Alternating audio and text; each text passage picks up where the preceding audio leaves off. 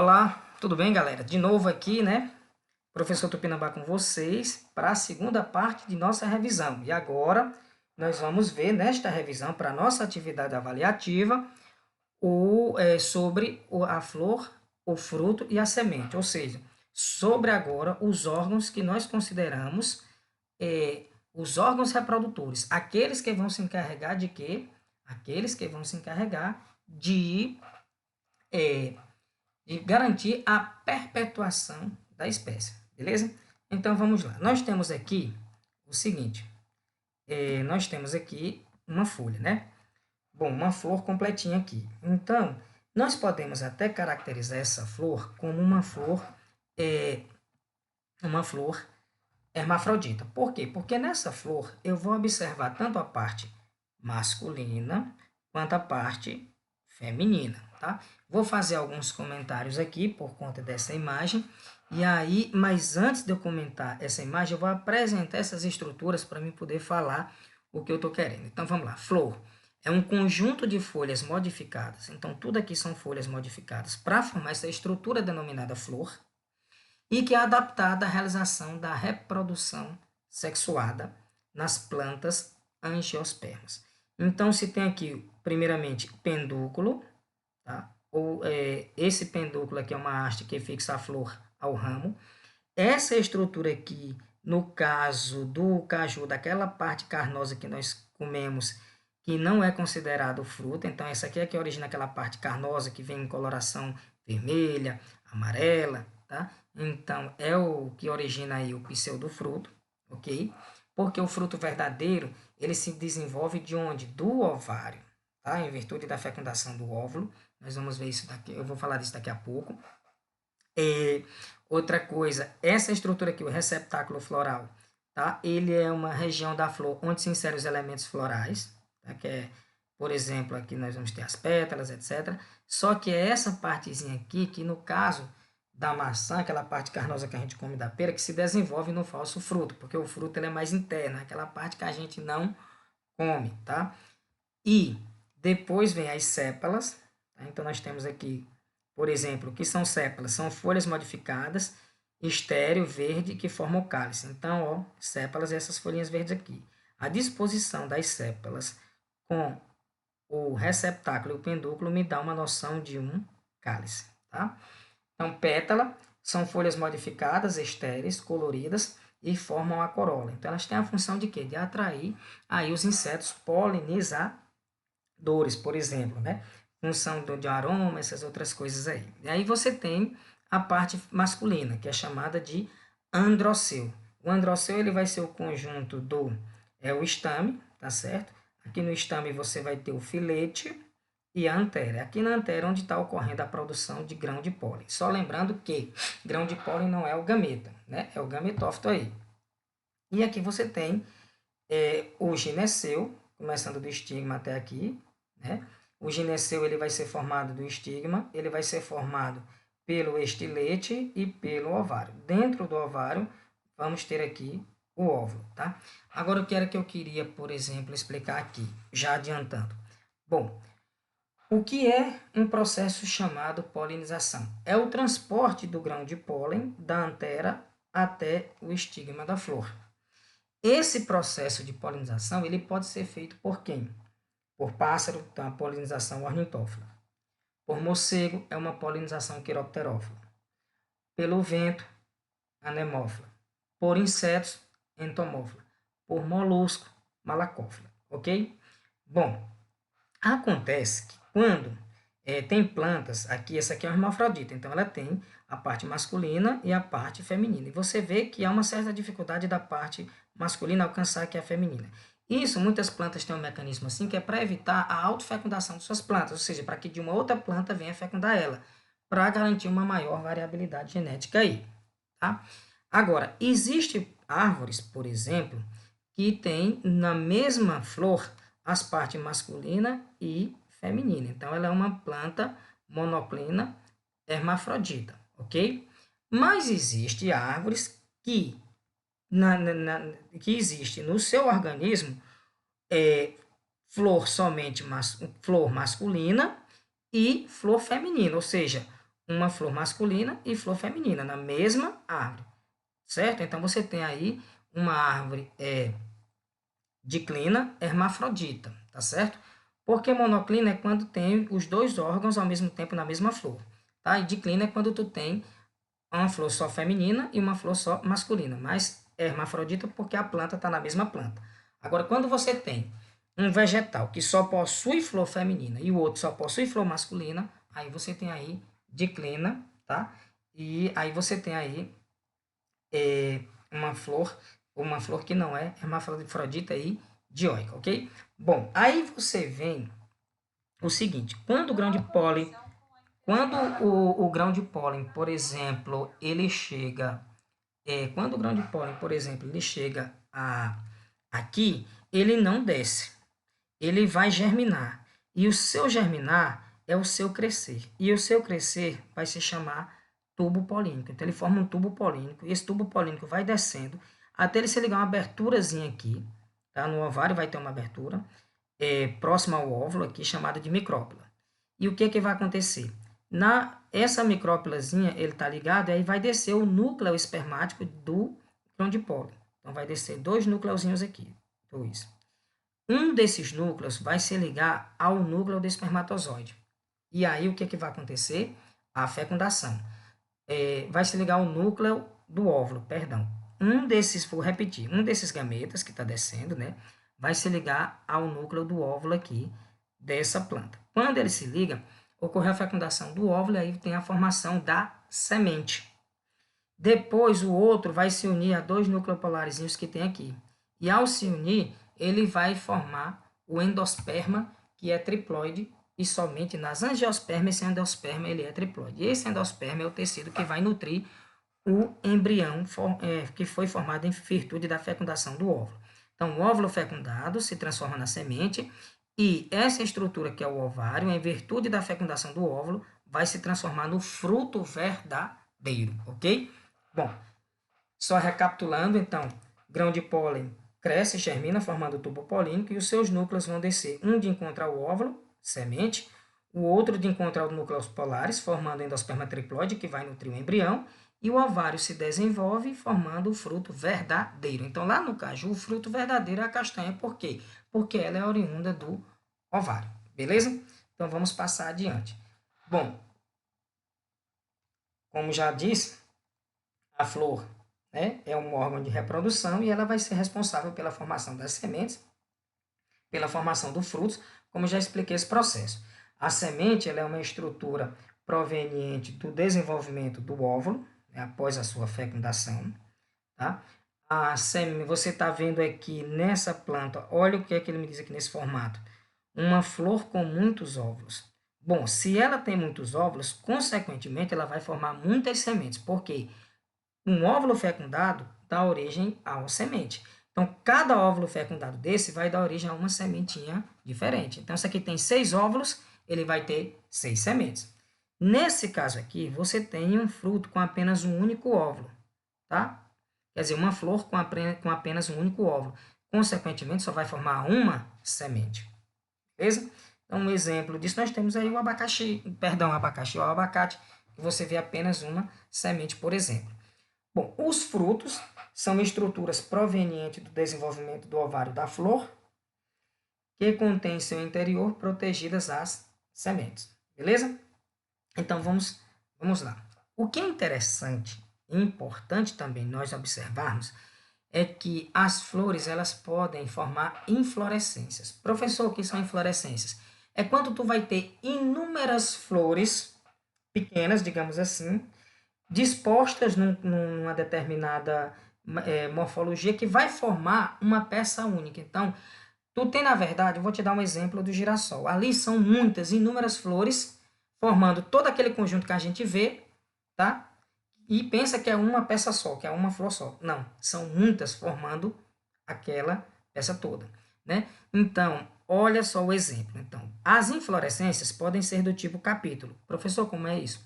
Tu tens o ápice aqui, e nesse ápice tem um receptáculo floral. E aqui vai estar, cada receptáculozinho desse sustenta um botão floral. Cada botão floral desse, tá? ele é cercado por uma coroa de falsas pétalas. Mas cada botãozinho desse vai dar origem a uma flor. E aí, essa é a inflorescência do tipo capítulo. Então, temos como exemplo o girassol.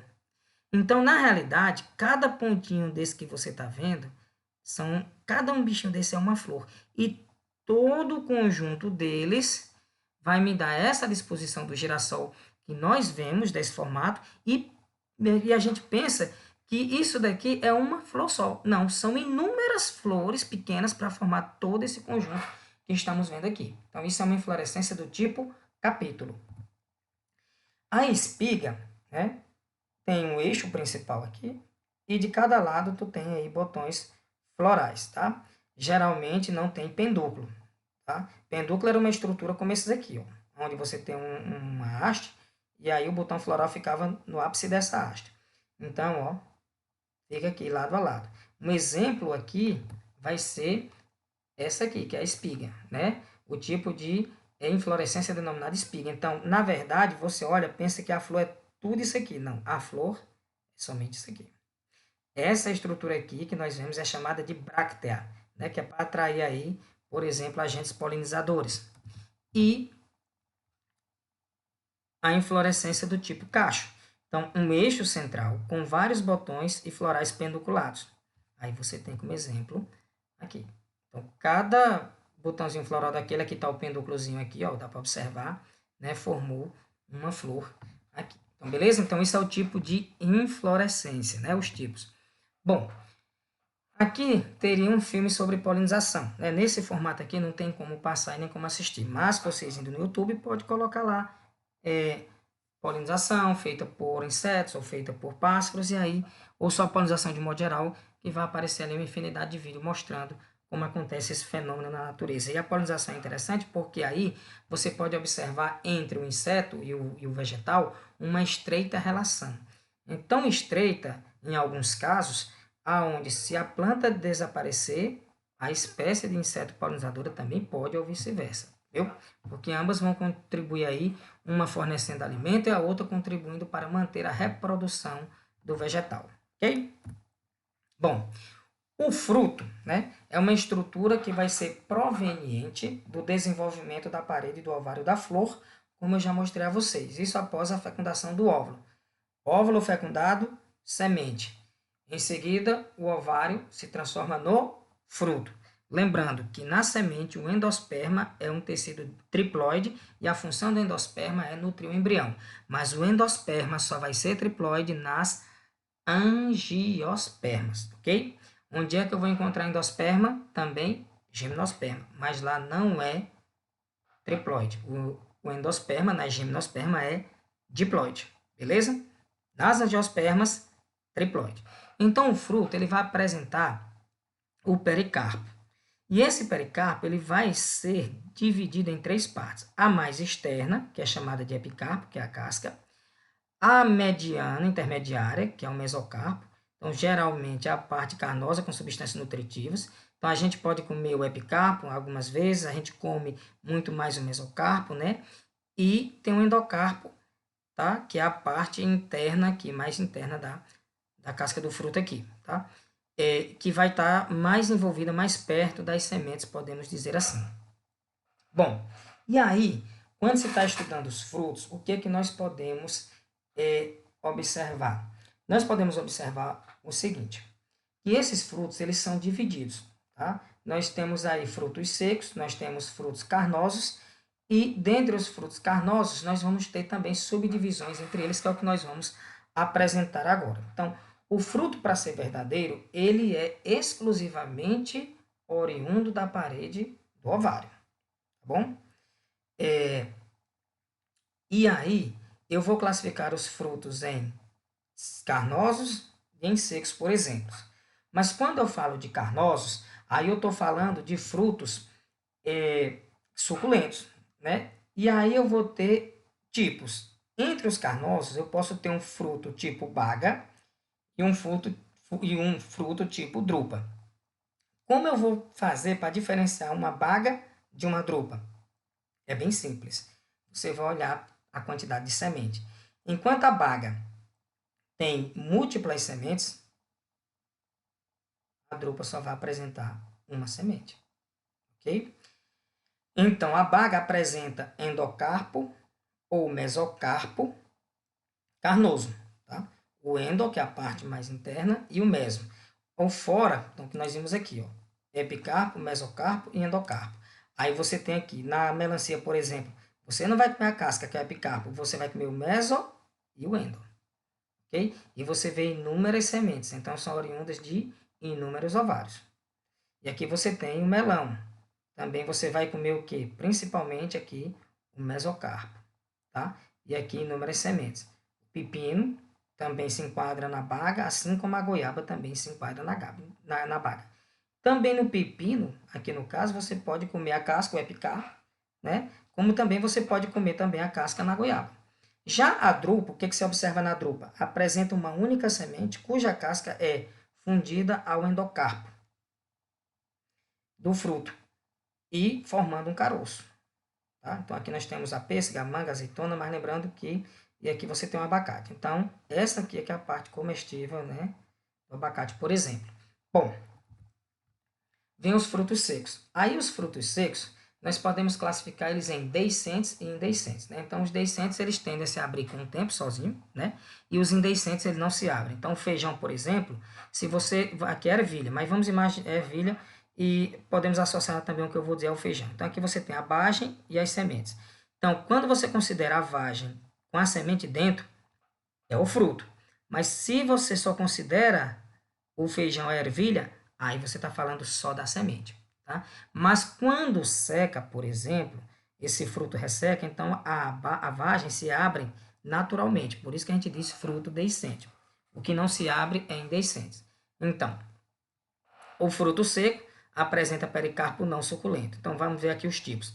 Legume ou vagem. Então, mesocarpo pouco desenvolvido, possui geralmente múltiplas sementes em seu interior. Tá aqui os exemplos, como já foi dito. Aquênio apresenta apenas uma semente ligada à parede do fruto, por um único ponto. Então, está ligado à parede do fruto apenas em um único ponto. Isso é característica do girassol e do picão. Porém, existe também a cariopse, aí exemplo do milho e do arroz. Apresenta uma única semente ligada à parede do fruto em toda a sua extensão. Em toda a sua extensão. Enquanto aqui você observava em um único ponto, sem estar em toda a extensão, o milho aqui no caso já pega todo. Sâmara é um fruto seco que apresenta expansões em forma de asas. Aí ele dá exemplo dessas duas plantas, centrolóbio e cabreúva. Quando esse fruto aqui, por exemplo, isso é interessante porque ao se destacar, o vento leva e isso ajuda na disseminação aqui desse fruto, né? Pelo vento, por exemplo. E aí você tem o que chama de pseudofruto, tá? Esse pseudofruto aqui, nós temos frutos que não se originam do desenvolvimento do ovário da flor, mas sim de outras estruturas. Lembra que eu falei lá no início da aula? Quais são essas estruturas? Por exemplo, o pendúculo floral ou o receptáculo floral. E aí ele diz, o pseudofruto ele pode ser simples ou ele pode ser agregado, tá? E ainda nós temos o pseudofruto quando ele é um fruto múltiplo. Então, o simples ele vai ser proveniente do desenvolvimento do pendúnculo, no caso dessa parte aqui do caju, que é a parte comestível. Então, aqui é o pseudofruto, e aqui a castanha, que é o fruto verdadeiro, porque vem do ovário, ou do receptáculo floral, que é aquela partezinha que vai dar uma sustentação na base da flor, como eu falei a vocês, que aí é o que vai originar, por exemplo, a maçã e a pera, tá? Outra coisa, existe uma diferença entre você dizer fruto e fruta. Então, nem sempre fruta vai ser um fruto. Por quê? Porque quando eu falo de fruto, eu estou falando daquela estrutura que se origina do ovário. E quando eu falo fruta, eu posso estar falando dessa parte aqui, comestível, que não vem do ovário, mas sim do pendúculo, que é essa haste aqui. Tá? E a pera, por exemplo, vem do receptáculo floral, que é a base ali da folha, onde essas sépalas se encaixam ali, que vai formar o cálice, por exemplo. Quando se tem fruto agregado, aí você tem provenientes, olha só, prestem bem atenção, fruto agregado é o fruto proveniente do desenvolvimento do receptáculo de uma única flor com muitos ovários. fruto agregado, ele é proveniente do desenvolvimento do receptáculo de uma única flor. Vou mostrar para vocês aqui o receptáculo, já estou falando tanto. Pronto, receptáculo é essa basezinha aqui, ó, pedúnculo, que é o pedúnculo e aqui é o receptáculo, ok? Aí, você tem, por exemplo, voltando aqui onde a gente estava, provenientes do receptáculo do desenvolvimento, proveniente do desenvolvimento do receptáculo de uma única flor com muitos ovários. Então, na verdade, você está vendo essa massa aqui, mas o que é o fruto mesmo no morango? É esses pontinhos aqui, ó, meio que amarelo, esverdeados. Aqui, esverdeado, aqui já um tonzinho mais para amarelo. Então, são esses pontinhos aqui que é o fruto, no caso do morango. E que vem de onde? De um receptáculo com muitos ovários. Então, isso é o que é característico do fruto agregado, tá? Bom, não confundir com o fruto múltiplo.